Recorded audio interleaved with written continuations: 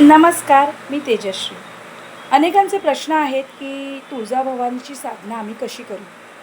तर मी त्यांना PDF पण पाठवलं होतं. पण मोस्टली कसं आहे माहिती आहे, बोललं ना की माणसाला जास्त पटापट समजतं. त्यामुळे एक छोटासा व्हिडिओ सगळ्यांसाठीच कॉमन म्हणून मी बनवते आहे. सगळ्यात पहिल्यांदा तर तुळजाभवानीची साधना करताना किंवा कोणतीही साधना करताना जसं मी म्हटलं, गणपतीची साधना खूप महत्त्वाची असते. तर आता खूप मोठ्या-मोठ्या साधना करायला आपल्याला वेळ नसतो in day to day life. So what we can do is, पण पंचोपचार पूजा करणं हे गरजेचं असतं. ज्या माणसाला काहीतरी साध्य करायचं आहे किंवा जी पूजा आपण करतो ना घरात, ती करणं गरजेचं आहे. त्याच्यासाठी थोडासा अर्धा तास काढायला लागतो. तर सुरुवात आपण गणपतीच्या याने करायची. जर तुमच्याकडे छोटी मूर्ती असेल किंवा गणपतीचं काहीही असेल, फोटो जरी असेल, तरी त्याला हळद, कुंकू स्वच्छ पुसून घेऊन हळद, कुंकू, धूप, दीप, नैवेद्य, आरती असं छोटंसं एकदम थोडक्यात आपण करायचं. त्याच्यात पूजा पद्धती सांगते आधी. ओके, ते झाल्यानंतर तुमच्याकडे समजा तुळजाभवानीची कुठली मूर्ती असेल किंवा कुठला फोटो असेल, तर त्याला जर मूर्ती असेल तर तुम्ही त्याच्यावर अभिषेक करू शकता. आपण जे 5 पदार्थ वापरतो अभिषेकाला ते वापरू शकता. नसेलच तुमच्याकडे काही समजा, तर तुम्ही सिंपल पाण्याने सुद्धा देवीचा अभिषेक करू शकता. त्याच्यानंतर अगेन त्याच्यात पंचोपचार पूजा आली. हळद, कुंकू, तांदूळ, त्यानंतर धूप, दीप, नैवेद्य, आरती असं तुम्ही त्या देवतेला स्थानापन्न करा. स्थानापन्न झालं, हे झालं पूजा पद्धती. त्यानंतर गुरूंचं तुम्ही कोणत्या ज्या गुरूंचं स्मरण करता, जसं स्वामी समर्थ आहेत, दत्त महाराज आहेत, गोंदिवलेकर महाराज आहेत, बाळू मामा आहेत, त्या गुरूंचं स्मरण म्हणजे पहिल्यांदा गणपती, त्यानंतर गुरु आणि त्यानंतर तुळजाभवानी. स्पेसिफिकली तुळजाभवानीबद्दल बोलते म्हणून तुळजाभवानीचंच नाव घेते. तर अशी साधना पुढे जाते. राईट. सगळ्यात पहिल्यांदा गणपती, त्यानंतर गुरु, त्यानंतर तुळजाभवानी. ओके. एका वेळेला ज्या वेळेला तुम्ही साधना करणार त्यावेळेला एकाच देवाची साधना करायची. एकाच देवाची साधना करायची. Otherwise your energy will get diverted. Right. So जर तुम्ही तुळजाभवानीच्या साधनेबद्दल बोलते म्हणून फक्त तुळजाभवानीचंच नाव घेऊन मी बोलणार आहे. सगळ्यात पहिल्यांदा गणपती. तुम्हाला कुठलंही स्तोत्र येत नसेल तर तुम्ही म्हणा, वक्रतुंड महाकाय सूर्यकोटी समप्रभ निर्विघ्नं कुरु मे देवौ सर्व कार्येषु सर्वदा. त्यानंतर तुम्ही श्री गणेशाय नमः असं 5 वेळा म्हटलं तरी चालतं. ते तुमच्यावर आहे, तुम्हाला किती वेळेला करायचं आहे. सेकंड, गुरु. आता गुरुचं कसं आहे की गुरुमंत्र तुमच्याकडे नसेल तर तुम्ही श्लोक म्हणा.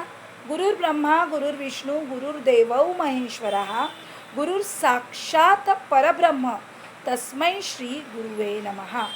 हा श्लोक म्हटलात तुम्ही.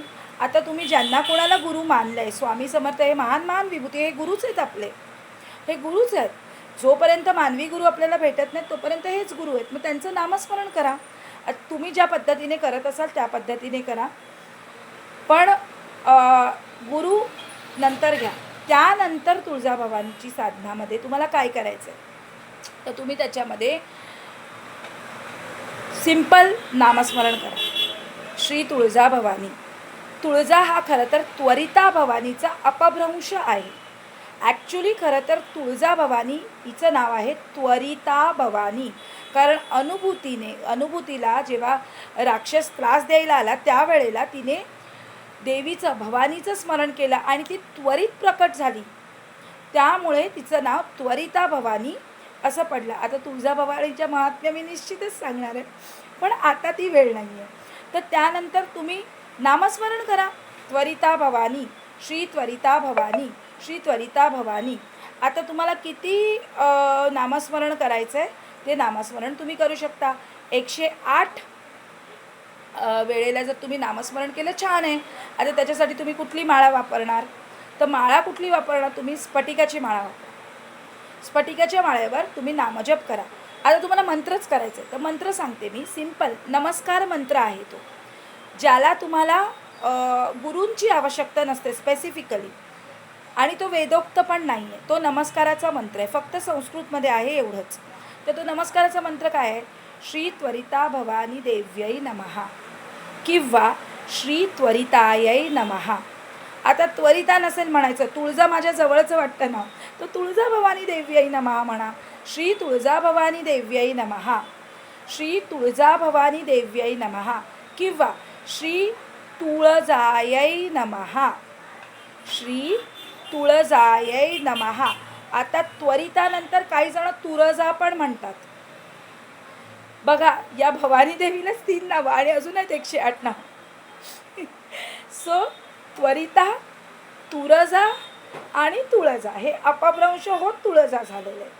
त्वरिता, तुळजा, त्वरिता, तुळजा, तुळजा असं.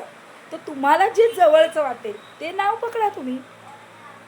तुम्ही बोलू शकता श्री त्वरिता भवानी देव्यै नमः किंवा श्री त्वरितायै नमः. एक झालं. श्री तुळजायै नमः, श्री तुळजायै नमः. 2. तिसरं श्री तुळजायै नमः, श्री तुळजायै नमः. या तिघही करू नका, एकच पकडा. एकच तुम्हाला जे जवळचं वाटेल. मी काय बोलली, भक्ती आणि प्रेम, भक्ती आणि प्रेम हे मूळ आहे. सगळ्या साधनांचं मूळ भक्ती आणि प्रेम आहे. भक्ती आणि प्रेम नसेल तुमच्यामध्ये तर तुम्ही देवतेपर्यंत पोचूच शकणार नाही. मग तुम्ही लाख जप करा नाही तर करोड जप करा, प्रेम पाहिजे. हृदयापासून हाक मारतो आपण तेव्हा ती भवानी धावत येते. राईट. आता अजून एक खूप महत्त्वाची गोष्ट, साधना सिद्धीस जाण्याचा. जेव्हा आपण म्हणतो श्री तुळजायै नमः त्यावेळेला दाब हा हृदयावर आला पाहिजे. त्याचं स्पंदन हृदयामध्ये घ्या, डोक्यामध्ये नाही.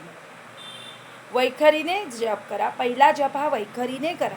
नवीन साधक असतील तर त्यांनी वैखरीने जप करा. वैखरी म्हणजे वाणीने. श्री तुळजायै नमः. तुम्ही मोठ्याने बोलायची गरज नाही आहे. दुसऱ्यांना ऐकायला नाही गेलं ठीक आहे, तुम्ही स्वतःचं पुटपुटला. श्री तुळजायै नमः, श्री त्वरितायै नमः, श्री तुळजायै नमः किंवा श्री तुळजाभवानी करा ना जप. माळ घ्यायची, श्री तुळजाभवानी, श्री तुळजाभवानी, श्री तुळजाभवानी. 108 वेळा झालं. नमस्कार झाला. आता तुमचा जप झाल्यानंतर तुम्ही काय करायचं. आता बघा, ही माझ्याकडे ही माळ आहे, सध्या ही दाखवते मी तुम्हाला. जप झाल्यानंतर हे 2 जे मणी असतात ते असे लावायचे. 1 2 इकडे झाला. त्यानंतर ही माळ अतिशय प्रेमाने हाताळायची. एकदम जसं काही तुमचा जीव या माळेमध्ये आहे इतक्या प्रेमाने तुम्ही तुमच्या माळेवर प्रेम करा. कारण तुमची एनर्जी त्या माळेमध्ये आहे. तुमच्या देवीची जी सत्व आहे ना ते त्या माळेमध्ये असतं. झालं. माळ छानपैकी गोमुखी असेल. आणि ऐका, माळ जर करायची असेल तर गोमुखीचा वापर करा. बॅगेमध्ये माळ किंवा माळ लपवून करा. सगळ्यांच्या समोर माळ केली त्याला काही अर्थ उरणार नाही, एनर्जी डायव्हर्ट होऊन जाणार तुमची. राईट.